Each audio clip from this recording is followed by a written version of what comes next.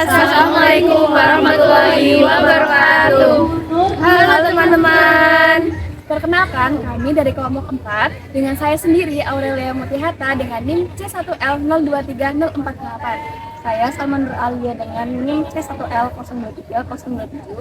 Saya Indranti Diwarita dengan NIM C1L023017. Saya Novi Ramdhani Alidro dengan NIM C1L023063. Dan saya Nifarul Muna dengan NIM C1L023090.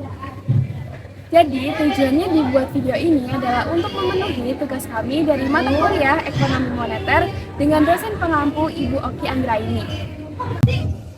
Hari ini kami akan mengajak teman-teman semua untuk mengikuti kami berkunjung di salah satu museum uang di Purbalingga. Yuk kita simak videonya. Museum Uang Purbalingga. Museum ini merupakan tempat yang didedikasikan untuk melestarikan sejarah dan perjalanan uang sebagai alat tukar dari masa ke masa. Di dalamnya, kita dapat melihat berbagai koleksi mata uang, mulai dari mata uang kerajaan, uang kertas, hingga uang koin dari masa ke masa. Setiap koleksi disertai penjelasan mengenai nilai sejarah dan juga budaya uang tersebut. Di Museum Uang Purbalingga mempunyai banyak koleksi uang, mulai dari uang kerajaan ataupun keraton sampai dengan uang saat ini. Itulah sedikit penjelasan berkaitan dengan Museum Uang Purbalingga. Berikutnya, kami akan memaparkan apa itu uang, kemudian bagaimana perkembangan uang di Indonesia, dan beberapa poin penting yang akan kami sampaikan di video ini. Yang pertama, apa itu uang?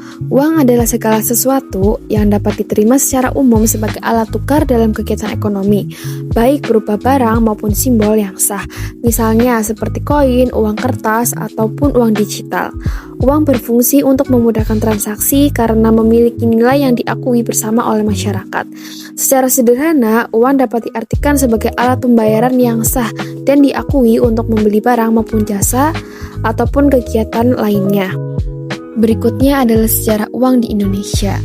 Jadi, sejarah uang di Indonesia telah melalui perjalanan yang panjang.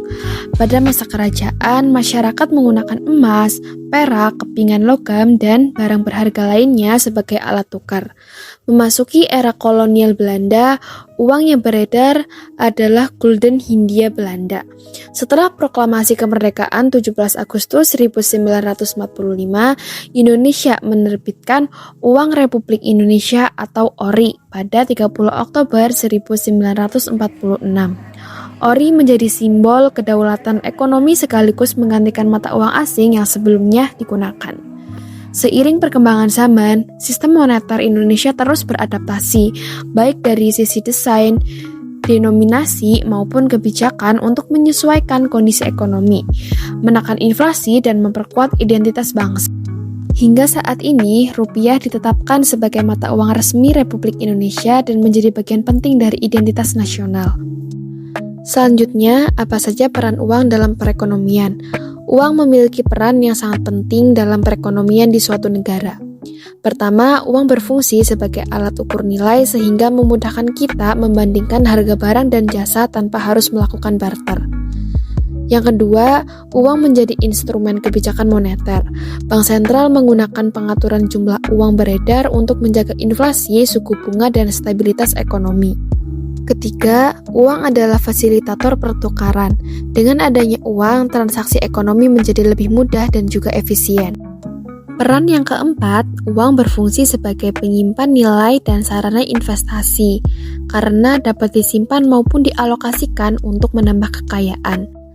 Selain itu, uang juga menjadi katalisator inovasi finansial, melahirkan instrumen modern seperti e-wallet, kartu kredit, obligasi, dan juga saham.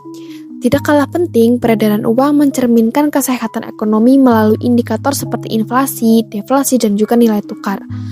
Yang terakhir, uang berperan sebagai alat integrasi global, menghubungkan perdagangan internasional, dan juga memperkuat keterkaitan ekonomi dunia.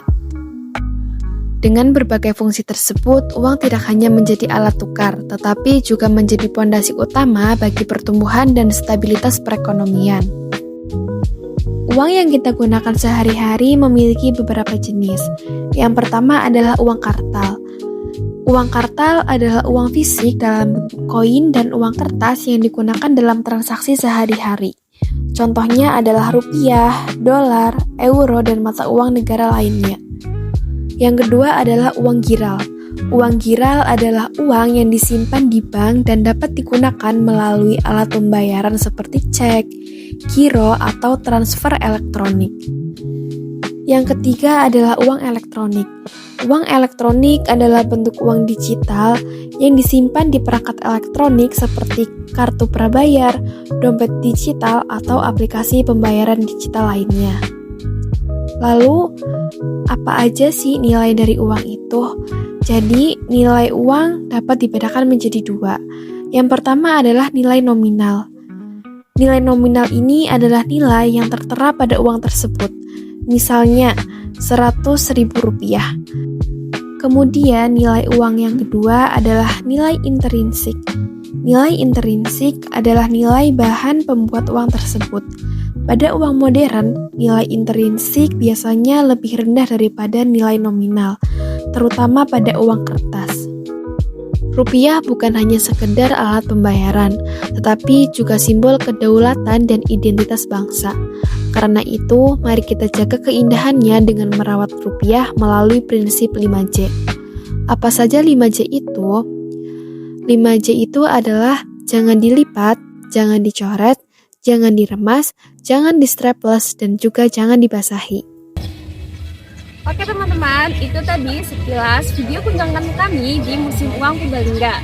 Dari sini kita bisa belajar bahwa uang tidak hanya sebuah nilai rupiah atau angka semata, tetapi juga cerita tentang perjuangan, kebudayaan, dan jati diri bangsa. Semoga setelah melihat video ini, kita semua bisa lebih bijak dalam menggunakan uang dan tentu saja dapat menghargai sejarah yang sudah diwariskan kepada kita. Terima kasih sudah menonton video kita pada kali ini. Jangan lupa untuk mendukung museum-museum yang ada di Indonesia. Sampai jumpa teman-teman semua. Wassalamualaikum warahmatullahi wabarakatuh.